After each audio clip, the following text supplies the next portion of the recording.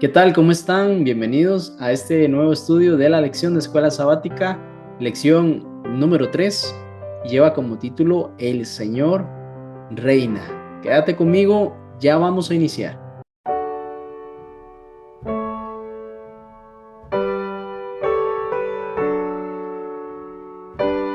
Ya estamos de vuelta, vamos a iniciar con una oración. Padre bueno, muchas gracias por esta nueva oportunidad, tu misericordia nos acompaña y hoy deseamos estudiar tu palabra por medio de la lección de escuela sabática. Queremos rogar tu Santo Espíritu, discernimiento para entender lo que tienes preparado en esta ocasión. En el nombre de Jesús, amén. Bien, el texto para memorizar, ahí lo tiene en su pantalla, es el Salmo 93, versículo 1. Dice así la palabra de Dios: el Señor reina, se vistió de majestad. El Señor se vistió, se ciñó de fortaleza, afirmó el mundo y no se moverá.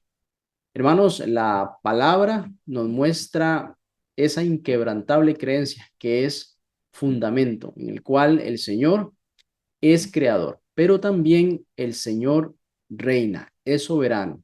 Él rige sobre todas las cosas creadas. El Señor sostiene lo que ha creado. Su palabra es la que sostiene el universo. Él es soberano sobre usted y sobre mí. Eh, su gobierno lo hace con justicia y con rectitud. Los que siguen los estatutos de Dios se dan cuenta que son buenos y que aparte de eso dan vida y vida en abundancia. El Señor también es un juez justo que asegura que las cosas permanezcan bien ordenadas. El Señor tiene el control de la historia, a pesar de que los seres humanos peleamos entre nosotros y pues bastantes veces queremos seguir nuestra voluntad. El Señor aún así está al control de todas las cosas, del tiempo, y llegará el momento en que castigará a los malos y dará justicia a los buenos, a los que han soportado todas esas injusticias. El Señor es justo para con todos. También por medio del pacto que hizo con Israel, esto representa un papel esencial para la redención del mundo, porque por medio de su pueblo mostró sus leyes y también el plan perfecto de la redención por medio de su Hijo Jesucristo. Eso lo hizo por medio también del santuario terrenal. Allí estaban todas las figuras que mostraban el sacrificio perfecto que iba a venir a hacer el Señor Jesús por usted y por mí. Y el Señor es fiel en su alianza y sigue cuidándonos a usted y a mí, sigue cuidando a su rebaño como una figura de pastor, buscando siempre que sus ovejas lleguen a un lugar seguro, cuidándolas de las fieras del león que siempre anda pues, acechando. Y el Señor en eso, a usted y a mí nos sigue cuidando a pesar de nuestras rebeliones, nos apartamos de Dios y pues muchas veces vemos consecuencias en nuestras vidas por eso. El gobierno de Dios es soberano y hace que el mundo esté firmemente establecido bajo su gobierno, aunque pues entendemos que la maldad de los seres humanos han crecido, ha proliferado en los últimos tiempos. El Señor tiene un plan perfecto para este mundo y nosotros debemos de creer que como pueblo suyo llegaremos al lugar seguro en la Canaán celestial. Con esta introducción vamos a estudiar cómo los salmistas buscaron prosperar en medio de sus situaciones y también servir a Dios con una devoción absoluta.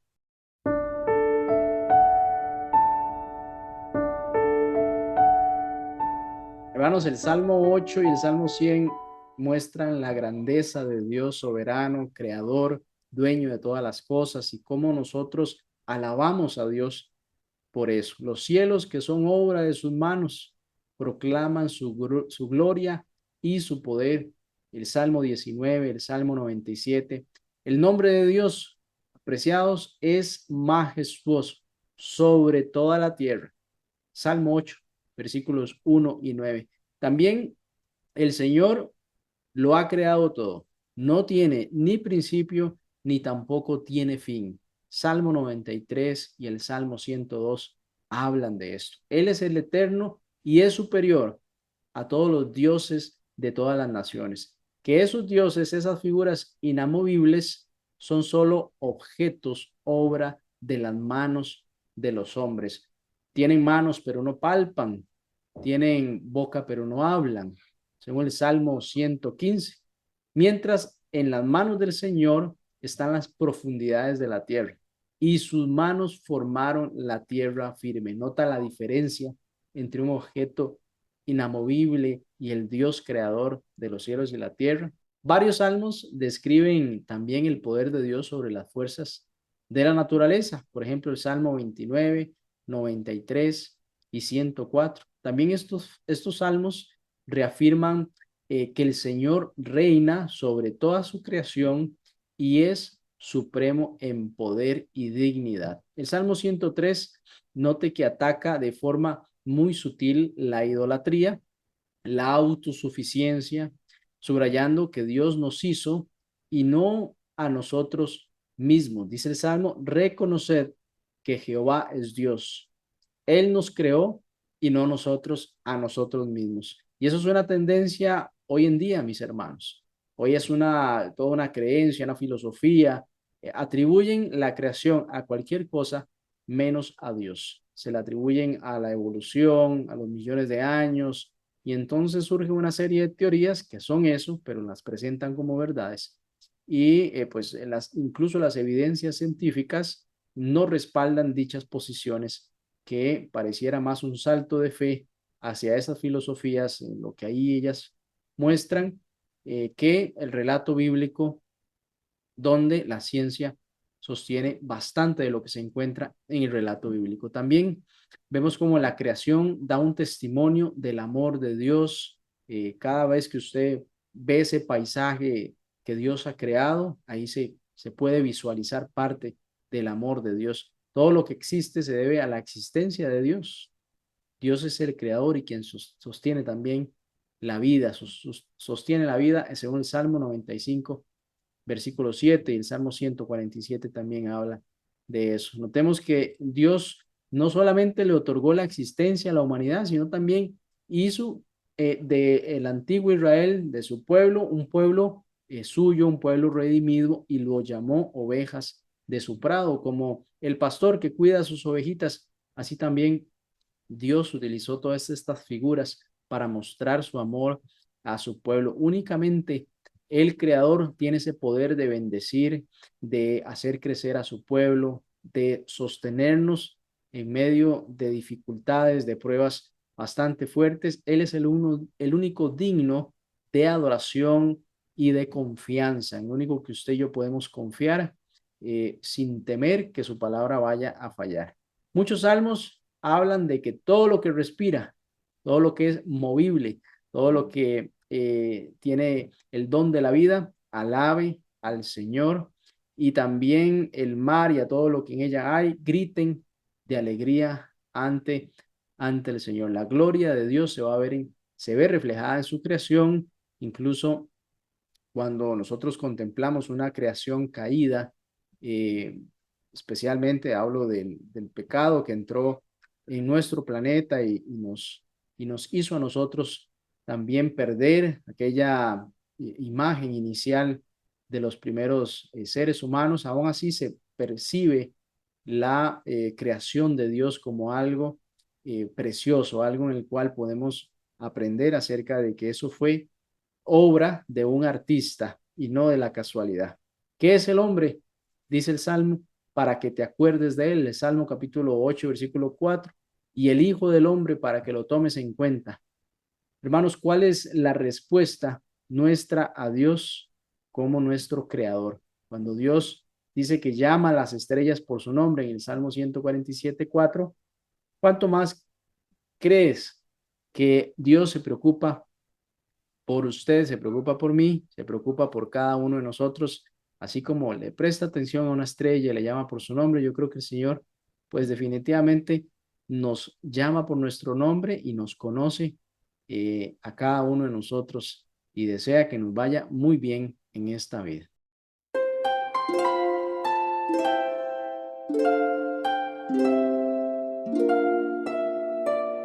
El concepto de Dios como creador está estrechamente ligado al concepto de Dios como Señor soberano, como gobernante. Es decir, Él gobierna su creación.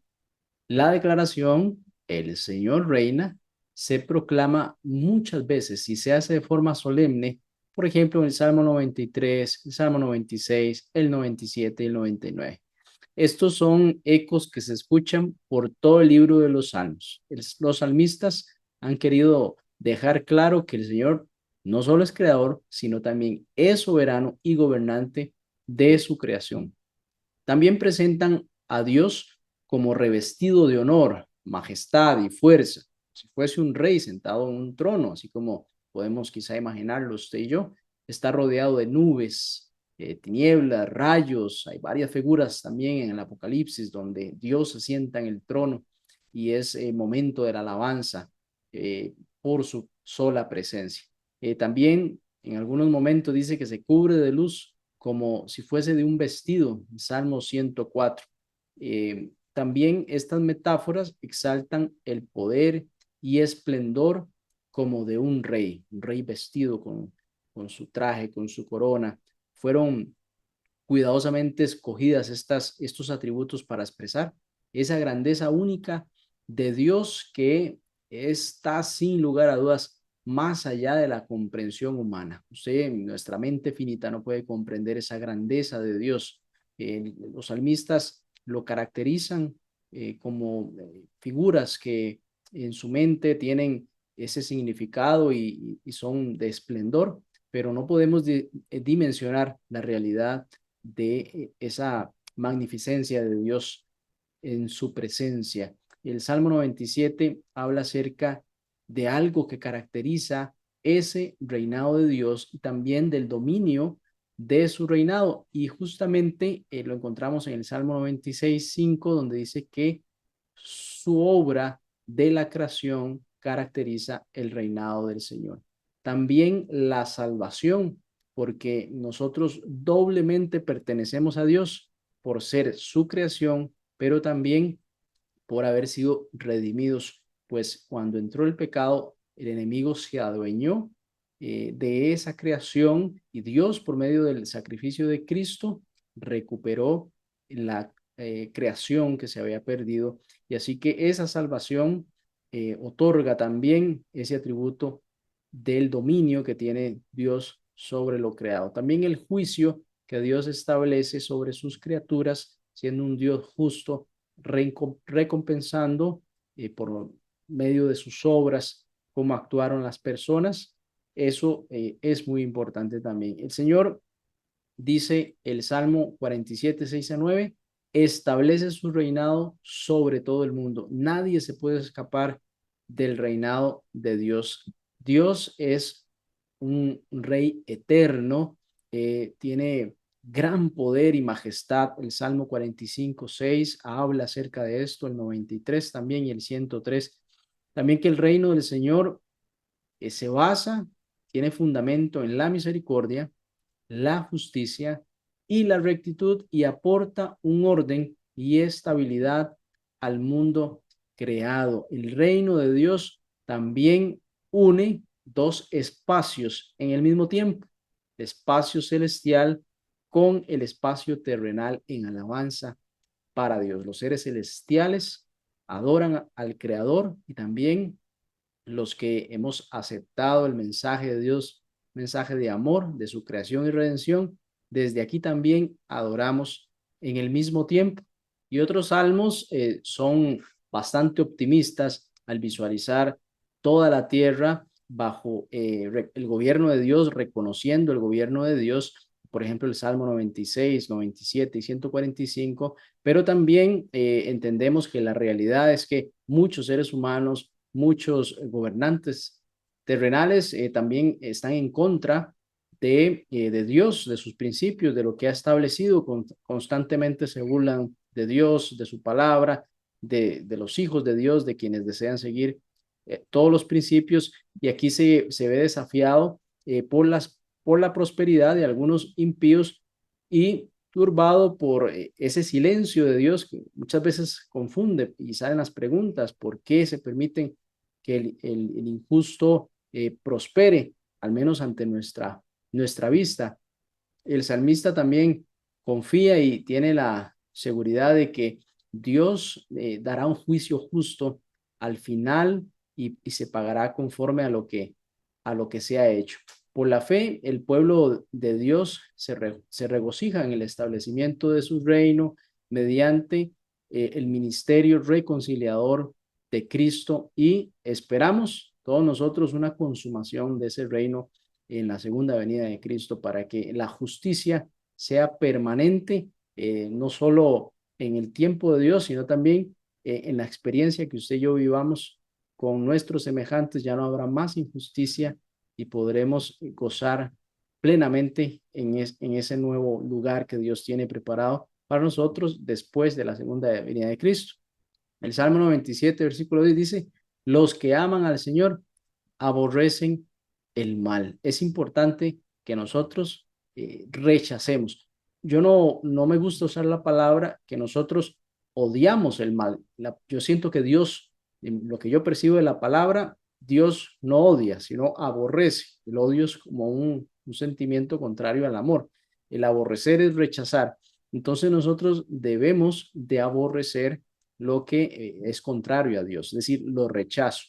Si lo odio, puede que mi sentimiento humano busque maltratar o busque ofender o no ser compasivo, inclusive a pesar de que allí hay algo que se está haciendo mal, pero creo que la mejor palabra es nosotros debemos aborrecer el mal y es así como pues hay un principio de Dios también que aborrece el mal, pero ama a las personas para que ellas procedan al arrepentimiento.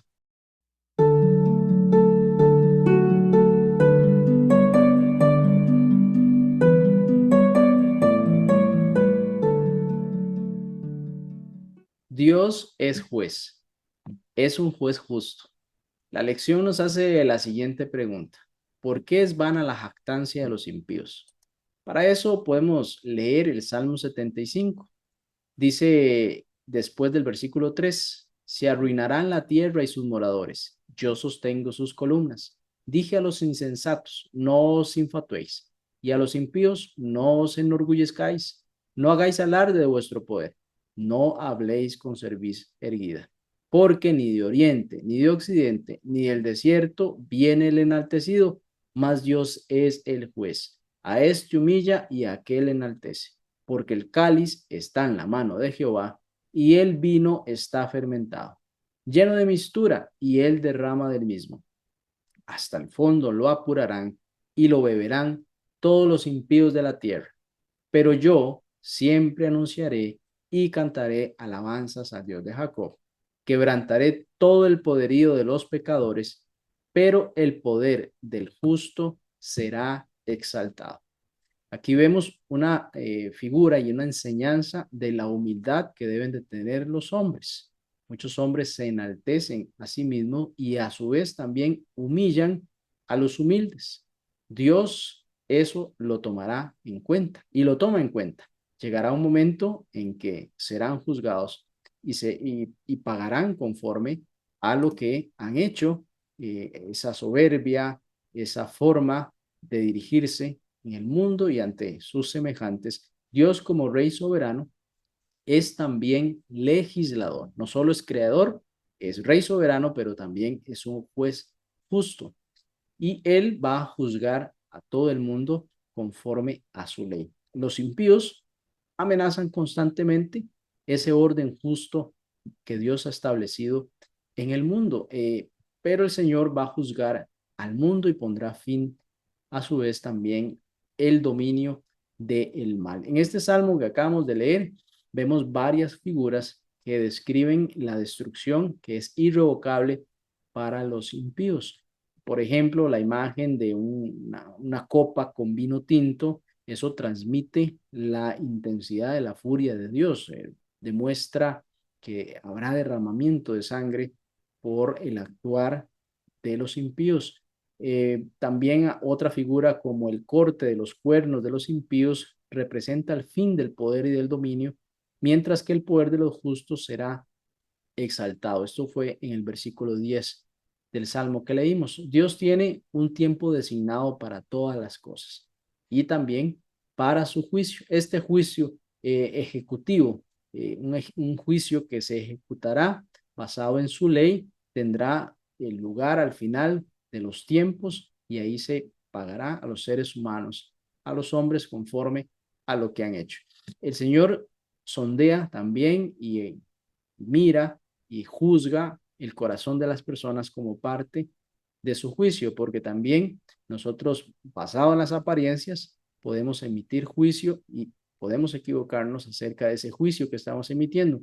Por eso el Señor conoce el corazón de todas las personas y va a juzgar conforme el corazón de cada uno de nosotros. El Salmo 96:13 dice así: delante de Jehová que vino, porque vino a juzgar la tierra, juzgará al mundo con justicia y a los pueblos con su verdad.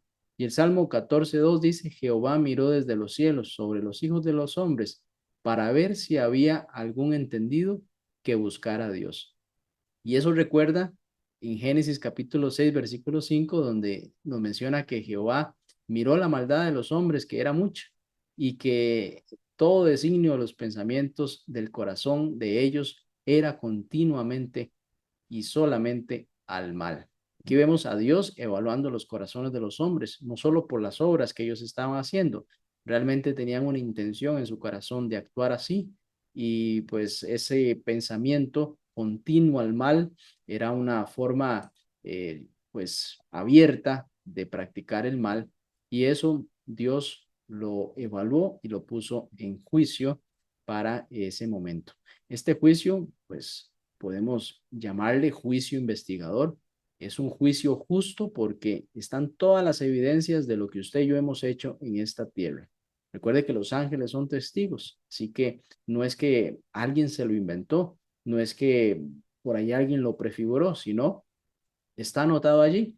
Y bueno, en realidad si es algo que usted y yo hemos fallado, lo importante no es que esté allí, sino es que usted y yo pidamos perdón por eso, porque a la par va a haber un checkcito ahí, imagínese, que dice perdonado, y entonces eso está allí, pero realmente ya no tiene importancia porque ha sido redimido ese actuar nuestro, y en el juicio investigador nuestro abogado es Jesucristo, y pues no vamos a perder un juicio siendo Cristo el que nos representa y que a su vez pues ha pagado el precio por usted y por mí. En ese juicio es cuando Dios va a defender a los justos y también va a decidir el destino de los impíos, que entendemos es la muerte eterna. El impío ya no va a seguir haciendo maldad, el impío no puede convivir con Dios por la eternidad porque su corazón era continuo al mal y Dios es santo. La misma santidad de Dios consumiría a ese hombre porque su corazón lo único que tiene es maldad. En cambio, el justo, pues aunque su corazón también tenía problemas, le entregó su corazón a Dios y Dios lo transformó en santidad y fue también glorificado en aquel momento de la mañana gloriosa que usted y yo podemos disfrutar. ¿Cómo funciona también el aspecto de esa defensa de los justos y también el destino de los impíos? Bueno, el Salmo 97, versículo 10, nos dice: los que amáis a Jehová, abórrese del mal. Él guarda las almas de sus santos. De mano de los impíos los librará.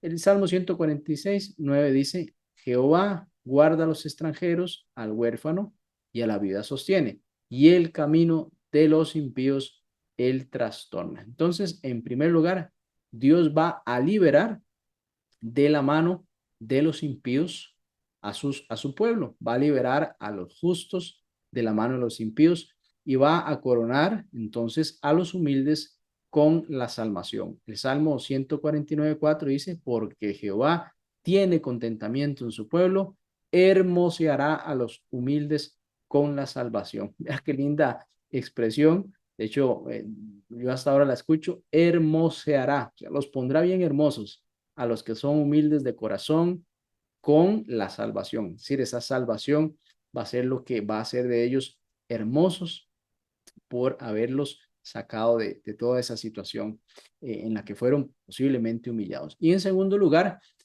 bueno, notemos que en primer lugar está la salvación de los impíos. El primer premio, el más bonito, es para quienes decidieron ser humildes y seguir a Dios. Y el segundo lugar, que pues aquí viene la parte fea, es que los impíos que no se arrepienten entonces serán destruidos para siempre. Salmo 97:3 dice, fuego irá delante de él y abrazará a sus enemigos alrededor. Este fuego es el fuego consumidor de la santidad de Dios, porque el impío no puede convivir con Dios. El Dios consume lo que es el pecado. Su sola presencia consume el pecado. Por eso, el que puede resistir las llamas de Dios en realidad es el que puede permanecer en su santidad. Algunos salmos, por ejemplo, describen poéticamente la inutilidad de que alguien con una arma humana pueda enfrentarse al Dios poderoso, supremo, que viene a juzgar y viene a establecer su reino. No habrá nada de defensa para enfrentar eso.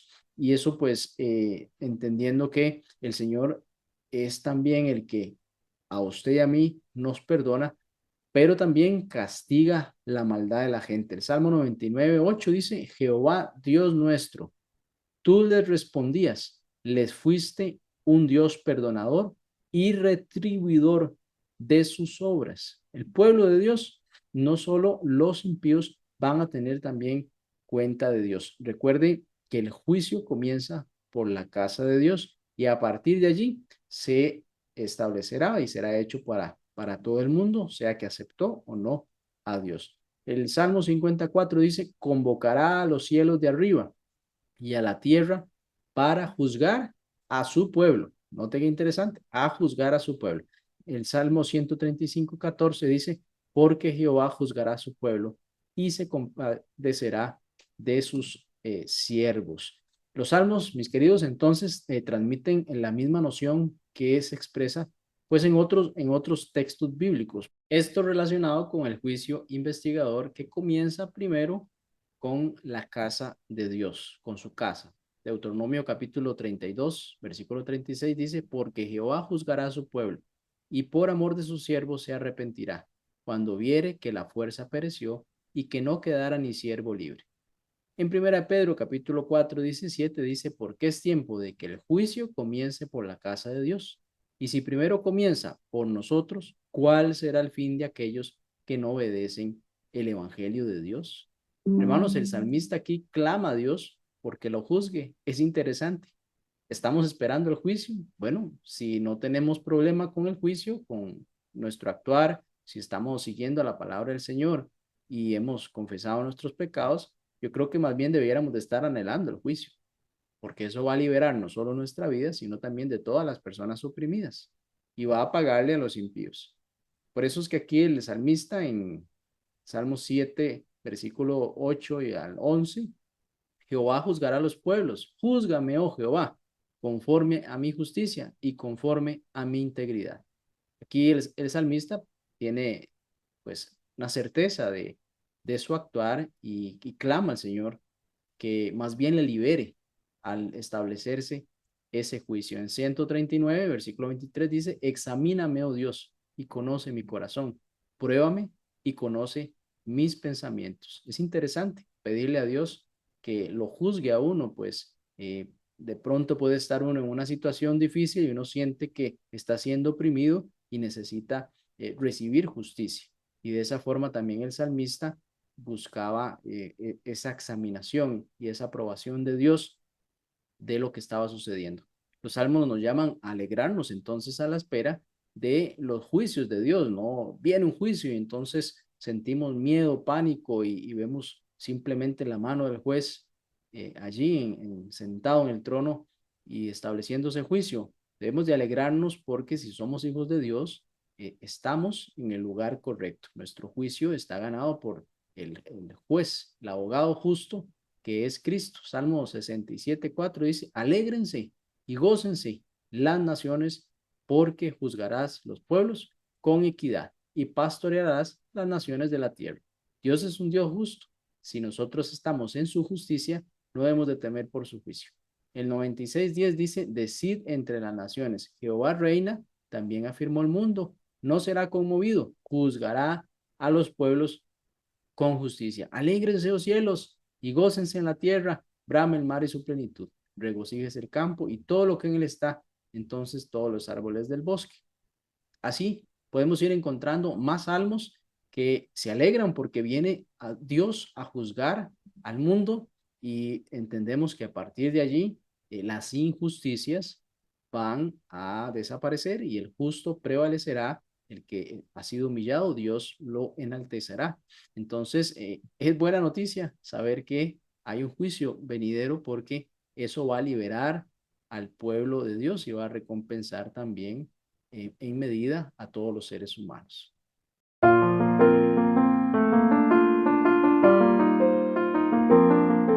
Dios siempre se acuerda de su pacto. El mejor ejemplo que tenemos es cuando Él mismo sacó al pueblo de Israel de la esclavitud de Egipto, liderados por Moisés. Fueron guiados a través del desierto. ¿Cuántas veces no rechazaron las ordenanzas de Dios? ¿Cuántas veces no siguieron otros dioses y rechazaron el plan de Dios para sus vidas? Eso les trajo consecuencias muy severas. Por 40 años tuvieron que vagar por no seguir la instrucción de Dios como el Señor se las había manifestado. Aún así, en el Salmo 94:14 dice, porque no abandonará a Jehová a su pueblo, ni desamparará a su heredad. Por todas esas veces que el pueblo desobedeció, Dios pudo haberlo desechado como pueblo y pues dejar la historia hasta allí. Sin embargo, él insistió. Muchas veces atrajo al pueblo, a sus hijos, para que retomaran la senda. Envió profetas, mensajeros. La palabra era constantemente dicha, pero también olvidada. Se levantaron los jueces. Usted conoce la historia también de Josué, cómo lideró: yo y mi casa serviremos a Jehová. Ustedes yo no sé qué van a hacer y no vamos a seguir a Dios, vamos a seguir a Jehová, pero después se apartaron. Entonces vemos cómo a pesar de todas esas decisiones, de la inconstancia del ser humano, Dios es fiel, Él no cambia. Nosotros somos los que hemos fallado. Y aún después de toda la desobediencia, después de haberle dado la espalda a Dios, muchas veces vemos cómo el Señor concedió a su pueblo la tierra prometida. Salmo 105:11 dice, diciendo, a ti te daré la tierra de Canaán como porción de vuestra heredad. Recuerde que no va a desamparar a su heredad. Aquí le dio la tierra de Canaán a pesar de haber desobedecido por tanto tiempo. El Señor siempre buscó la forma de guiar a su pueblo para llegar y justamente darle esa tierra prometida. El Salmo 105:24 también dice que multiplicó su pueblo en gran manera y lo hizo más fuerte que sus enemigos, porque el Señor llamaba a su pueblo a ser cabeza y no cola, y más bien gobernar, liderar, ser ese pueblo líder, llevando un mensaje también de salvación a otras naciones. El Salmo 105:37 dice, lo sacó con plata y oro y no hubo en sus tribus enfermos. Quiso darle prosperidad, sanidad a su pueblo, siendo bendecidos por medio también de la salud. Y el versículo 38 del Salmo 105 dice, y Egipto se alegró de que salieran porque su terror había caído sobre ellos. Con mano poderosa liberó Dios a su pueblo de la esclavitud del Egipto. Cuando Dios se acuerda de su pacto, esto implica más que conocimiento o memoria, porque siempre conduce Dios a la acción. De esa forma que liberó al pueblo de la esclavitud, es como quiere también liberarnos a nosotros de la esclavitud del pecado, de lo que nos ata al mal. De ese mismo modo llama Dios a reconciliar y a recordar las maravillas que Él ha hecho y que sus juicios son justos para con nosotros, para con la humanidad. Significa que el pueblo debe de vivir de manera que honre a nuestro Dios.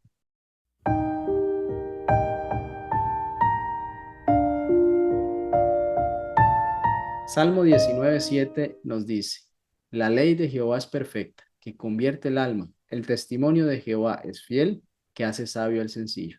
El 93:5 dice, tus testimonios son firmes, la santidad conviene a tu casa, oh Jehová, por los siglos y para siempre. El Salmo 119:165 dice, mucha paz tienen los que aman tu ley, y no hay para ellos tropiezo.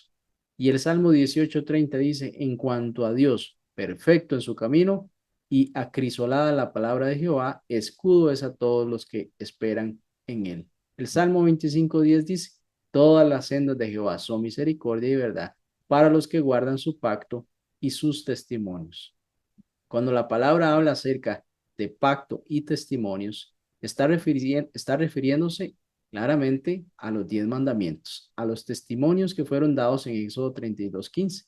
Y volvió Moisés y descendió del monte, trayendo en su mano las dos tablas del testimonio, las tablas escritas por ambos lados, de uno y al otro lado estaban escritas. Estas tablas del testimonio contienen, en esencia, el carácter de Dios, lo que Dios desea que usted y yo reflejemos aquí en la tierra. Ese carácter o las leyes de Dios son inmutables y son indestructibles porque deben y estarán escritas y están escritas en el corazón de sus hijos. Dios garantiza la integridad de sus promesas y de sus mandatos. Su palabra no falla. Los justos no serán sacudidos porque están firmemente arraigados en la ley de Dios. Esto les proporciona estabilidad y seguridad y su corazón estará firme. Esos testimonios que son firmes reflejarán el corazón de los justos, estarán también firmes, confiados en el Señor. Esto, según el Salmo 119:165, dice, mucha paz tienen los que aman tu ley y no hay para ellos tropiezo. Mis queridos, la palabra de Dios representa esa lámpara que guía nuestros pies por lugar seguro. Aún así, en algún momento usted y yo podemos tropezar. La lámpara va a iluminar el camino por el cual debemos seguir. Bueno, hasta aquí hemos llegado a la lección de esta semana. Quiero invitarte para la próxima semana. Juntos podamos estudiar la lección número 4. Vamos a orar para finalizar. Dios Padre, gracias te damos. Hemos estudiado tu palabra, hemos visto cómo tú eres un creador, rey y juez soberano y deseas justicia para con tus hijos. Gracias, Señor, por una semana más y ayúdanos a ser constantes en el estudio de tu palabra. En el nombre de Jesús, amén. Muy bien, nos vemos la próxima semana, si Dios así lo permite.